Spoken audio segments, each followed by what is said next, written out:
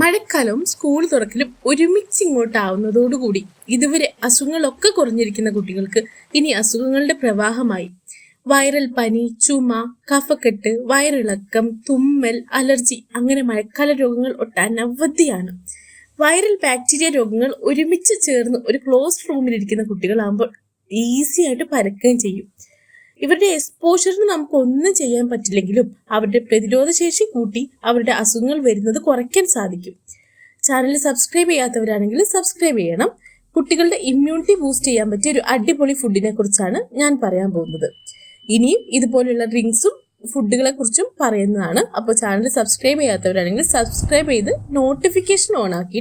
ആ ഫുഡ് മറ്റൊന്നുമല്ല, നമ്മുടെ മുട്ടയാണ്. മുട്ടയിലെ selenium, zinc, vitamin A, D, E, B എന്നിവ ശരീരത്തിൻ്റെ പ്രതിരോധശേഷി മെച്ചപ്പെടുത്തുന്നു.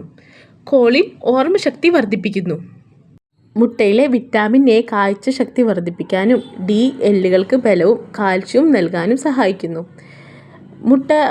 മുട്ട പ്രോട്ടീൻ്റെ റെഫറൻസ് യൂണിറ്റ് ആയിട്ടാണ് അറിയപ്പെടുന്നത്. അതായത് മുട്ടയിൽ പ്രോട്ടീൻ ഉണ്ടെന്ന് എല്ലാവർക്കും അറിയാം. അപ്പോൾ അത് എക്സ്പ്ലെയിൻ ചെയ്യേണ്ട കാര്യമൊന്നുമില്ല. നമ്മൾ കഴിക്കുന്ന മുട്ടയിലെ പ്രോട്ടീൻ ശരീരത്തിൽ നല്ലവണ്ണം പിടിക്കുകയും ചെയ്യും. അതുകൊണ്ടാണ് ജിമ്മിലൊക്കെ പോകുന്ന ആൾക്കാർ മുട്ട ധാരാളമായിട്ട് കഴിക്കുന്നത്.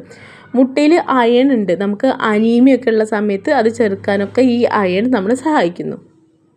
കുട്ടികൾക്ക് മുട്ട കൊടുക്കുമ്പോൾ മഞ്ഞക്കരു കളഞ്ഞിട്ട് കൊടുക്കേണ്ട ആവശ്യമില്ല.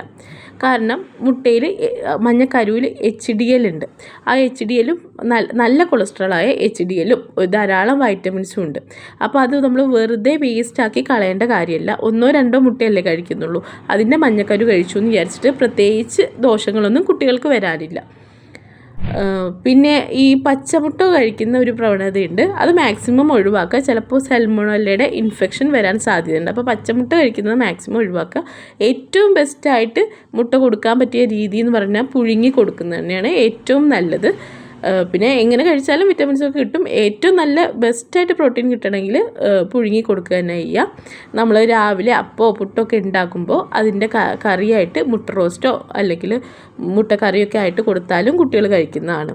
ഉച്ചയ്ക്ക് സ്കൂളിലേക്ക് കൊടുക്കുമ്പോൾ ഉച്ചയ്ക്ക് അങ്ങനെ ലഞ്ച് ബോക്സിലൊന്നും പുഴുങ്ങിയ മുട്ട വെക്കാതിരിക്കുന്നതാണ് നല്ലത്. കാരണം സ്മെല്ലും ബാക്കി കാര്യങ്ങളൊക്കെ ഉള്ളതുകൊണ്ട് രാവിലത്തെ ബ്രേക്ക്ഫാസ്റ്റിൻ്റെ ഒപ്പം നമ്മുടെ കറികളായിട്ട് മുട്ടക്കറിയോ മുട്ട റോസ്റ്റോ ഒക്കെ ആക്കിയിട്ട് ഉപയോഗിക്കാവുന്നതാണ്. അപ്പോൾ ചാനൽ സബ്സ്ക്രൈബ് ചെയ്യാത്തവരാണെങ്കിൽ സബ്സ്ക്രൈബ് ചെയ്യുക, ബെല്ലൈക്കൺ ഞെക്കുക, അങ്ങനെയൊക്കെ ചെയ്യാം. അപ്പോൾ അത്രയേ ഉള്ളൂ. Thank you. കുട്ടികളുടെ ഇമ്മ്യൂണിറ്റി കൂട്ടാൻ പറ്റിയ ഒരു സൂപ്പർ ഡ്രിങ്കിനെ കുറിച്ചാണ് അടുത്ത വീഡിയോ. അപ്പോൾ ചാനൽ സബ്സ്ക്രൈബ് ചെയ്ത് നോട്ടിഫിക്കേഷൻ ഓൺ ആക്കാൻ മറന്നിട്ടുള്ളവരാണെങ്കിൽ ഓൺ ആക്കിയിട്ട് തന്നെ കാണുക. Thank you. Bye. Take care.